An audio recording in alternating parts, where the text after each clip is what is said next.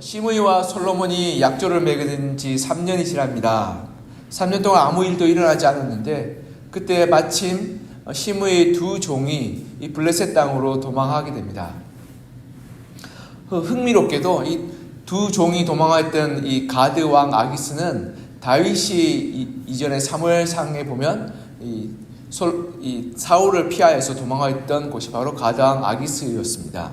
아마도 이 아기스라는 이름 자체가 이 파라오와 같이 이 블레셋의 왕의 가드라는 도시 국가의 왕의 이름을 지칭하는 것으로 여겨집니다. 그래서 아마 학자들은 그때 다윗이 의탁하였던 아기스 왕이 아니라 그 후계자나 후손들일 거라고 추측합니다.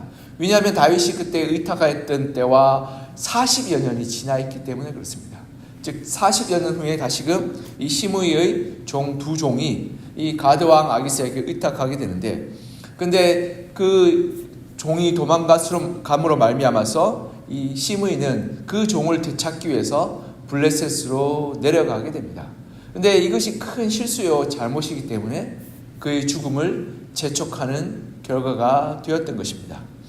이 종이 그 당시에 도망갔다 그러면 그 종에 대한 권리가 주인에게 있었습니다. 그리고 종은 주인의 재산으로 여겨졌기에 마땅히 주인이 종을 되찾고자 되돌려 달라고 말하면 그 주인은 그 주인에게 종을 마땅히 되돌려주는 것이 그때 당시의 관습적인 법이었던 것입니다.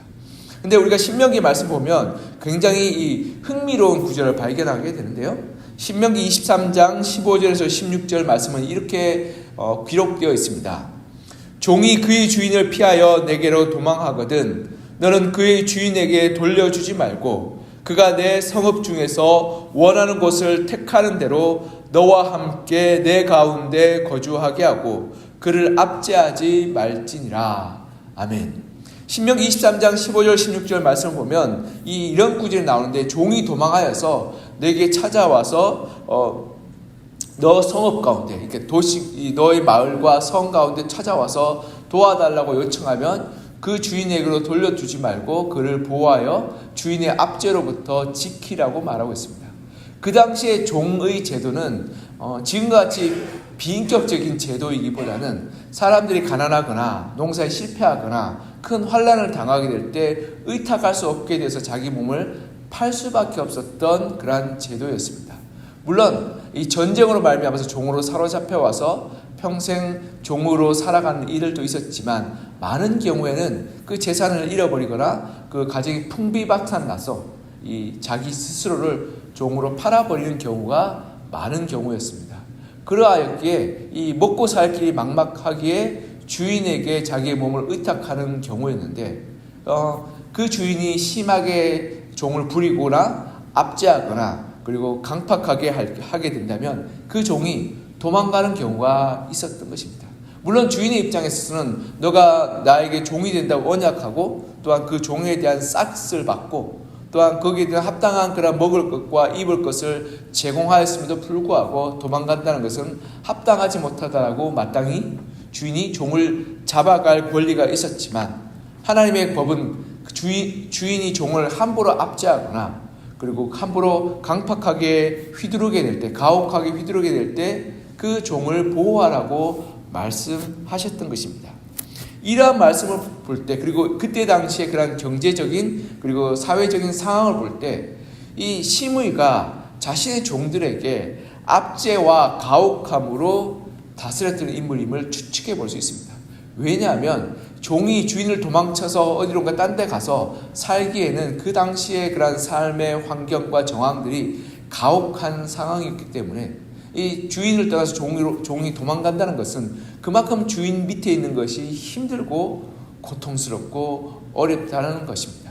지금처럼 아무 데나 가서 취업하거나 직장을 구하는 것이 용이하지 않았고 어딜 가든지 이방인 취급받았고 또한 이방인들은 먹고 살 길이 요원하였기에 종이 오죽했으면 도망갔겠냐라고 말할 만큼 그 당시의 경제적 상황이 어려웠던 것입니다. 그러하니까 이 시므이는 이 종들에게 굉장히 가혹한 주인이었던 거죠. 그리고 이 사건을 말미암아서 솔로몬과의 이 관계가 약속이 깨어져서 그가 죽음에 이르는 그러한 일들이 발생하게 되었던 것입니다. 그러니까 시므이 죽음의 그러한 이 근원을 찾아보면 결국 시므이의 그러한 가혹하고 그리고 악독한 성품에 있음을 우리는 추측해 볼 수 있습니다. 즉 시므이가 자기 종들을 사랑으로 대하고 환대하며 잘 돌아봤다면 그의 종들은 아마도 시므이에게 충성과 헌신을 맹세하고 주인을 열심으로 섬겼을 것입니다. 왜냐하면 지금 시므이는 가택연금, 예루살렘 가택연금 가운데 있었고 그리고 그 종들이 시므이를 돌보고 있는 상황이었기에 시므이는 종 없이는 살아갈 수 없는 상황이었습니다.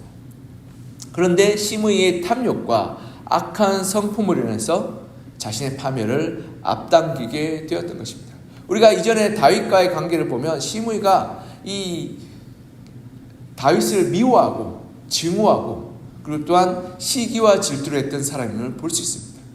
시므이는 사울 왕가의 가문의 반계였습니다. 즉 그 가문에 있었는데 사울 왕이 몰락하고 말미암아 다윗이 왕이 된 것을 이 질투하고 시기하여서 너가 사울 왕으로부터 왕위를 빼앗았다고 저주하였던 인물이 바로 시므이였던 것입니다.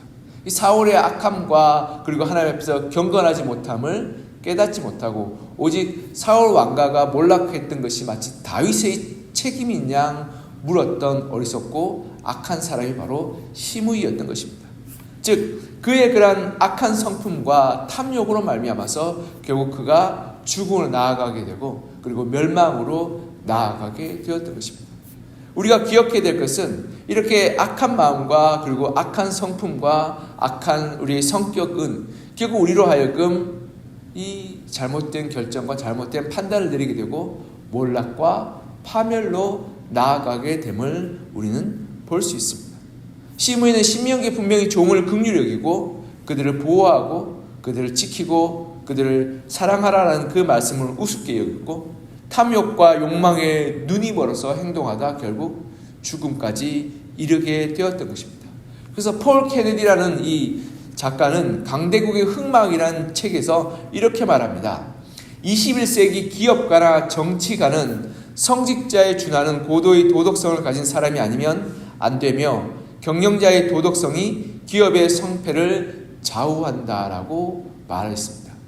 정말 근데 이 주장은 한국의 경제인과 정치인 그리고 미국의 경제인과 정치인들을 보면 놀랄 만큼 도덕성을 요구하고 있음을 발견하게 되고 그리고 그로 말미암아 고개가 끄덕여집니다. 그리고요 도덕성이 결여되거나 성품이 건강하지 못한 사람은 결국 이 처음에는 승승장구하더라 할지라도 결국 몰락하게 되는 비참한 최후를 맛보게 되는 것을 맞이하게 되는 것을 우리는 보게 됩니다.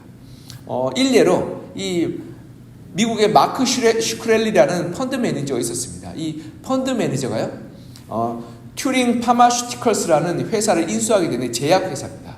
이 제약회사를 인수하면서 이 제약회사가 어떤 회사냐면 항말라리아제, 말라리아, 모기로 걸리면 열병이 걸린 말라리아와 그리고 에이즈 환자들의 폐렴을 억제하는 그러한 약물을 생산하고 있는 제약회사였습니다. 근데 이 제약회사가 가지고 있는 특허를 가지고 사들여서 그가 회사를 인수한 다음에 그 약값의 약값 가격의 금액의 55배를 인상해버립니다. 그러니까 한 알당 이 에이즈 환자들의 폐렴 억제 그 약을 하나를 100만 원에 팔아먹습니다. 여러분 열알만 해도 1000만 원이 됩니다. 여러분 열알하면 하루에 하나씩만 먹으면 한 달이면 3천만 원입니다. 그러니까 이 서민들이 도무지 이 약값을 감당할 수 없는 거죠. 그러니 이 생명이 위협받는 그러니까 이게 이 약을 먹지 않으면 폐렴 걸리면 바로 죽게 되는 그런 상황에 내몰리게 되니까 이 상황 가운데 이 미국에 있는 수많은 시민들과 이 국민들이 이건 너무하지 않냐? 이 약값을 55배나 올리는 것이 말이 되냐? 라고 말하며 항의하고 온갖 이 탄원을 넣습니다. 그래서 그가 청문회까지 불려가게 되는데 그는 조롱스러운 답변으로 당연히 경제가가 이렇게 이익을 보는 거 창출하는 게 맞지 않냐라고 이야기하며 조롱 섞인 답변으로 일관하게 됩니다. 그래서 그는 결국 이 다른 불법적인 이 재정거래 이 혐의로 기소되어서 7년형 받고 감옥에 가게 되고 또 다른 문제로 엄청난 벌금을 맞게 되게 됩니다. 여러분 탐욕한 마음으로 사람을 함부로 다루고 생명을 가치 없게 여기는 사람은 결국 스스로의 악함과 불의함으로 몰락하게 되는 것을 보게 됩니다. 이 사건 말고도 수많은 그러한 사건 사례들이 많이 있는데요. 결국 탐욕과 악한 마음과 그리고 이 잘못된 성품을 말미암아 결국 사람들은 몰락하게 되는 것을 보게 됩니다. 근데 우리가 그래서 기억해야 될 것은 우리의 생각이 우리의 성품이 됩니다. 우리의 생각이요, 우리 생각대로 살아갈 때 우리가 그게 습관이 되죠. 습관은 우리가 그 행위를 반복하다 보면 성품이 됩니다. 그 성품은 우리의 인생을 결정짓는 그러한 열쇠가 되는 거죠. 즉 나의 성품과 나의 그러한 이 마음의 그러한 태도가 우리의 삶으로 나타나게 되고 그 삶의 태도가 결국 우리의 운명을 결정짓게 됩니다. 정말 성품이 좋은 사람은 말 한마디를 해도요 따뜻하고 그리고 편안하게 하는데, 성품이 왜곡되고 생각이 왜곡된 사람은 어떻습니까? 말 한마디 해도 가시돋치게 말합니다. 그리고 비난과 험담과 조롱의 말을 하겠죠. 그리고 그런 사람들은 인간관계에 다 파탄이 나게 되어 있습니다. 심지어는 가족관계에서 서로 조롱과 비난을 하게 되면 가족이 대화가 없어지고 깨어지게 되는 것입니다. 여러분, 그러하게 우리가 돌아봐야 할 것은 심의의 그런 모습과 태도를 통해서 우리 자신을 반면교사 삼아서 우리 삶의 선한 마음과 하나님의 말씀에 순종하여서 살아가게 될 때 우리의 생각과 태도와 행동이 하나님의 그런 성품으로 변화되게 되며 그렇게 돼 우리의 인생이 변화하게 됨을 보게 됩니다. 저는 목사인데도 팔자와 운명을 믿습니다. 이 팔자와 운명은 어떤 거냐면 부모님부터 물려받았던 성품, 부모님부터 물려받았던 재산, 부모님부터 물려받았던 가치관들이 있습니다. 요즘 젊은 친구들도 놀랍게도 부모님부터 물려받던 이 가치관들로 살아가서 그래서 자와 우가 나누어져 있는 것을 보게 됩니다. 그와 마찬가지로 내가 물려받던 그러한 외모와 재산과 성품과 말투와 가치관들이 나의 인생의 운명을 결정합니다. 그런데요, 우리가 하나님의 말씀에 순종하며 살아가게 될 때 그 물려받던 가치관과 성품과 태도를 깨트리고 우리가 건강한 성품, 그리고 성숙한 성품, 온전한 성품으로 살아가게 되는 것입니다. 그럴 때 우리는 우리의 삶 가운데 운명과 팔자를 넘어서는 그런 삶을 살게 되는 것입니다. 사랑하는 성도 여러분, 우리가 하나님의 말씀에 순종하는 것이 너무나 중요합니다. 심의는 신명기 23장에 나와 있는 이 종에 대한 이 말씀에 순종하지 않고 탐욕과 자기의 악독한 성품을 말미암아 종을 함부로 부렸기 때문에 결국 그 악한 성품으로 몰락하게 되었던 것입니다. 비록 우리가 물려받았던 것 그리고 우리가 가지고 있는 성품이 썩 좋지 않다 할지라도 날마다 말씀 가운데 순종하고 말씀에 결단하며 헌신하며 살아가게 될 때 우리의 그러한 결단과 헌신과 행동을 통해서 하나님은 우리의 습관을 바꾸시고 그 습관은 우리의 성품을 바꾸며 성품은 우리의 인생의 운명을 바꾸는 놀라운 하나님의 은혜의 통로가 되는 것입니다. 우리가 이것을 기억하며 우리의 성품을 하나님이 기뻐하시는 모습들로 올바르게 세워나가서 가정을 세우고 공동체를 세우고 일터를 변화시키는 여러분과 저가 되기를 간절히 소망하며 축복합니다. 또 한 가지 심의의 잘못된 것은 바로 자기중심적인 태도인 것입니다. 심의는 예루살렘을 떠나 블레셋으로 내려갑니다. 근데 여기서 의문이 되는 것은 이 솔로몬 왕이 분명히 이 앞구절 36절에 보면요, 예루살렘에서 너를 위하여 집을 짓고 거기서 살고 어디든지 나가지 말라고 기록하고 있습니다. 즉 그에게 어떻게 말하냐면 예루살렘을 벗어나지 말라라고 말합니다. 그리고 한 가지 덧붙이게 되는데 37절에 보면 내가 기드론 시내를 건너는 날은 반드시 죽게 될 것이라 말하죠. 이 기드론 시내가 어디냐면 예루살렘 성이 있고요, 성 동편에 보면 기드론 시내가 있고 서편에 흰놈의 골짜기가 있습니다. 이게 기드론 시내 흰놈의 골짜기가 이렇게 만나서 이렇게 이 유다 강야의 사이로 내려가게 됩니다. 그래서 기드론 시내를 건너간다는 것은 예루살렘에서 동편으로 건너서 감람산으로 넘어가는 겁니다. 이 감람산 너머에는 바우림이라는 이 시므이의 고향이 있죠. 그리고 시므이의 고향에 사울의 친족들이 모여 있는 것입니다. 솔로몬은 이 예루살렘을 떠나서 너가 이 기드론 시내를 건너서 이 바우림에 있는 친족들을 만나게 되면 너가 반란을 꾸민다고 내가 알고 너를 가만두지 않겠다라고 위협했던 걸로 보입니다. 그런데 그것을 이 문자적으로 해석하면 예루살렘을 떠나지 말라는 말이 되죠. 그런데 이 시므이는 예루살렘을 떠나서 블레셋으로 갑니다. 근데 아마 이 시므이가 이 구절을 이렇게 해석했던 것 같습니다. 기드론 시내를 건너지 말라고 그랬으니까, 이 예루살렘 동편으로 건너지 말라고 그랬으니까 서편으로 가는 건 괜찮겠지라고 그렇게 생각해서 블레셋 땅으로 내려갔던 것 같습니다. 분명히 36절의 언약은 예루살렘을 떠나지 말라 했는데 이 기드론 시내만 안 건너면 되겠지라는 그 자의적인 해석 때문에 자기의 생명을 단축하게 되었던 것입니다.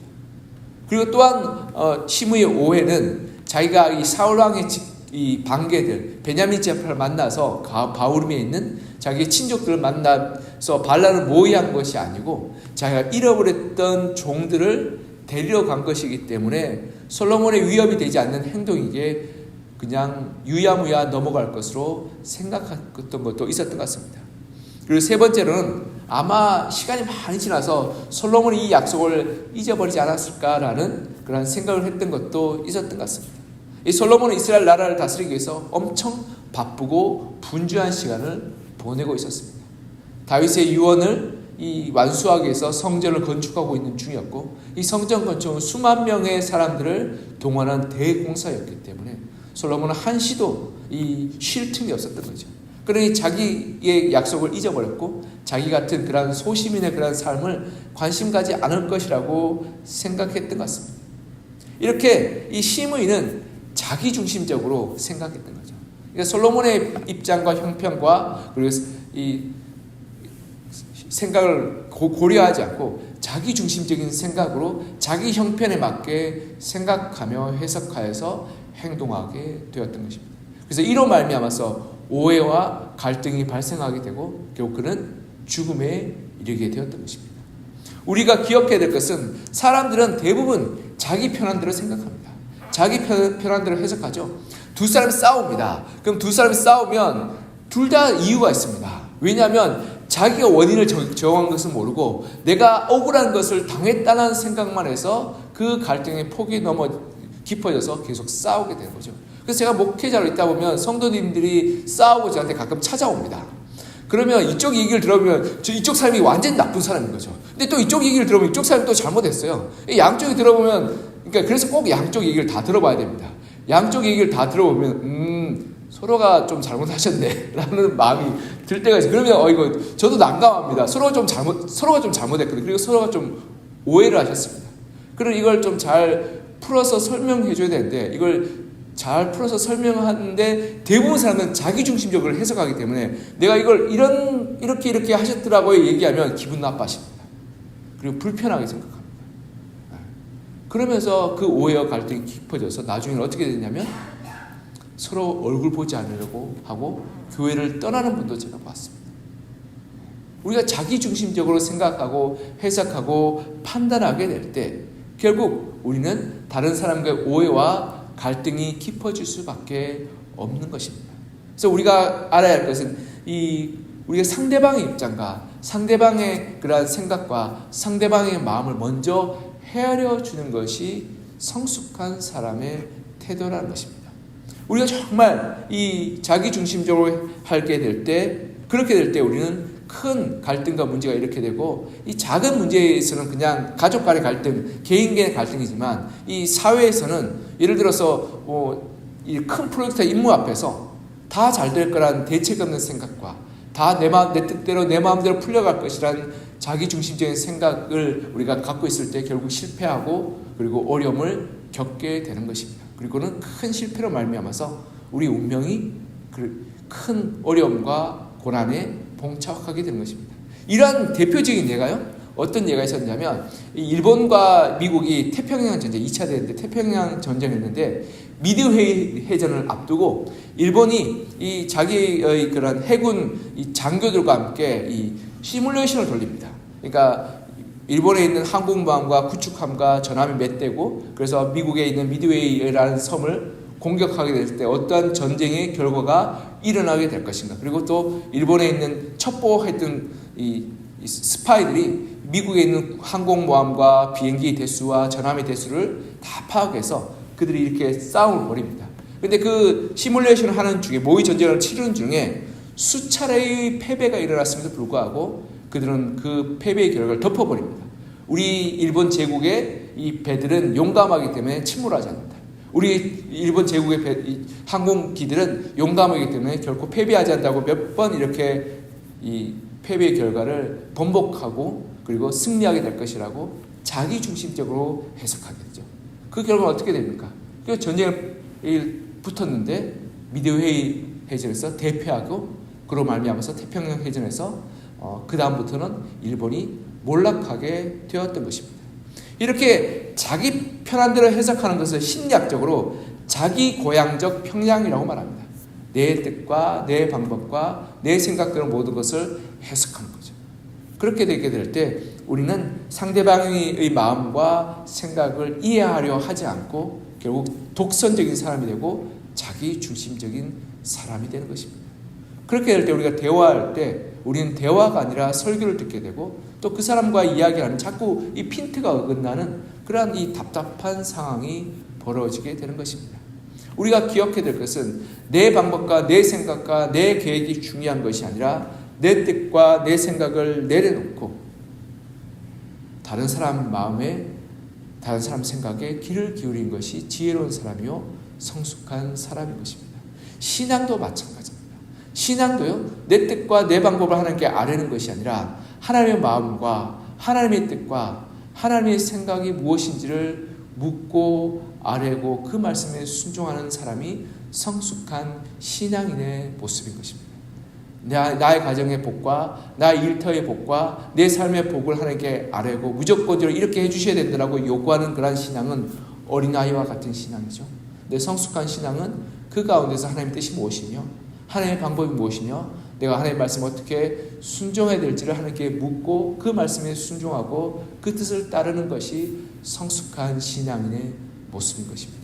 그렇게 될 때 우리는 하나님의 뜻에 따라서 날마다 성숙하게 되며 온전하게 되는 것입니다.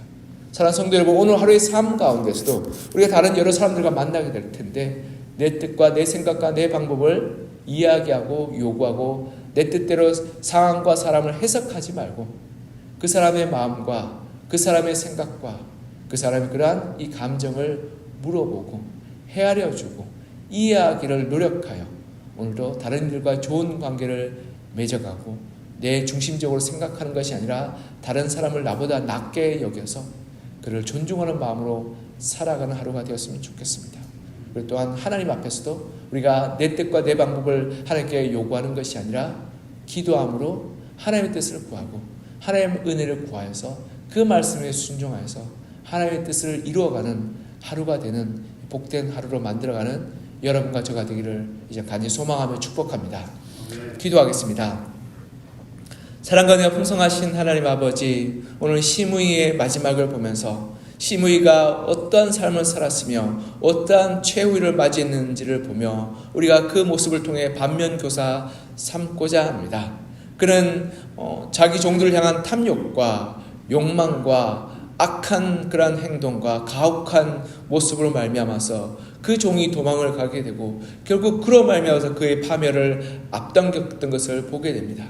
하나님의 말씀에 종에 대해서 환대하며 그를 가혹하게 대하지 말며 그를 압제하지 말며 그를 사랑으로 섬기고 돌보라고 말씀하셨던 하나님의 말씀에 있었음에도 불구하고 탐욕과 그리고 악한 마음으로 말미암아 그의 성품이 왜곡되고 잘못되었기에 결국 이 종이 도망치고 그로 말미암아 이 시므의 파멸이 시작되었음을 보게 됩니다. 하나님, 우리의 인생 가운데서 올바른 길, 생명의 길을 가기 위해서 우리 가운데 우리의 마음과 우리의 성품과 우리의 행동과 우리의 그러한 입술의 고백이 우리의 삶을 결정짓게 됨을 우리가 보게 됩니다. 하나님, 우리의 삶의 생각과 행동과 습관과 가치관과 그리고 성품이 하나님을 닮아가게 하여 주셔서 우리 날마다 말씀 가운데 순종할 말미암아 우리의 행동을 우리의 습관을 하나님이 기뻐하시는 삶으로 만들어가게 하여 주시고 그래서 날마다 우리의 기도의 습관 그리고 순종의 습관 말씀을 따라 행하는 그 습관을 통해서 우리의 신앙의 성품이 건강하게 성숙하게 하여 주셔서 그래서 우리의 신앙의 성품을 말미암아서 우리가 물려받았던 악한 생각들과 잘못된 가치관과 잘못된 삶의 습관과 모습들이 사라지게 하여 주시고 오직 하나님이 기뻐하시는 거룩한 성품, 거룩한 습관, 거룩한 삶의 모습을 통하여서 우리가 하나님의 은혜를 이루어가는 복된 삶을 살아가게 하여 주시옵소서. 그래서 우리의 삶의 운명과 팔자로부터 우리가 벗어나서 하나님이 주시는 은혜의 복된 삶을 살아가게 도와주시고, 그래서 믿음의 열매, 구원의 열매를 맺어가는 저희들 되게 하여 주시옵소서. 또한 하나님 심의 있는 자기 중심적으로 솔로몬과의 약속을 해석함을 말미암아 이 솔로몬과의 약속을 깨트리게 되었고, 그로 말미암아 결국 죽음으로 이르게 되었던 것을 보게 됩니다. 우리는 종종 내 중심적으로 내 뜻과 내 방법과 내 생각을 우선하여서 다른 이들을 판단하고 생각하고 그리고 결정 지을 때가 많습니다. 하나님, 그럴 때 우리가 오해가 일어나고 갈등이 일어나고 다툼이 일어나는 것을 보게 됩니다. 하나님, 우리가 상대방의 입장에서 생각하게 하시고 상대방의 입장을 헤아리게 하여 주시며 상대방의 감정과 마음을 잘 살펴서 우리가 가정 가운데서 화목한 가정을 이루어가게 도와주시고, 우리 공동체 가운데서 상대방의 입장을 잘 헤아려서 우리가 공동체 가운데 서로를 마음을 헤아려주고 살펴주고 존중해주는 그런 성숙한 관계로 만들어가게 하여 주시며, 우리 일터 가운데서도 우리가 만나는 이들과의 그러한 상황 가운데 서로의 마음을 잘 헤아려서 우리가 갈등과 다툼을 피하는 지혜로운 삶을 살게 하여 주시옵소서. 그리고 또 한 가지 더 중요한 게, 우리가 하나님 앞에서 내 뜻과 내 생각과 내 방법을 하나님께 요구하는 것이 아니라 하나님의 마음을 먼저 헤아려 하나님의 뜻이 무엇인지, 하나님이 그러한 우리에게 바라시는 것이 무엇인지를 헤아려서 그 말씀에 순종함을 말미암아 하나님과의 온전한 관계, 그리고 하나님이 기뻐하시는 관계를 맺어가는 저희들 되게 하여 주시옵소서. 그래서 오늘 하루의 삶 가운데서도 다른 이들과의 그러한 성숙한 관계, 그리고 다른 이들을 마음을 헤아리는 관계를 맺어가게 하여 주시고, 하나님의 말씀에 순종해서 하나님 뜻을, 하나님의 마음을 기쁘시게 하는 그러한 삶 살게 도와주시옵소서. 하나님, 이 새벽에 주님 앞에 나와 간절한 마음으로 기도합니다. 부르짖고 기도하는 성도님들에게 은혜를 충만케 하여 주시며 기도에 응답하여 주셔서 위로받고 힘을 얻고 돌아가는 귀하고 복된 시간이 되게 하여 주시옵소서. 주께서 우리 기도한 데 역사하시고 은혜 베풀어 주실 것을 간절히 소망하며 살아계신 예수 그리스도 이름으로 기도합니다. 아멘.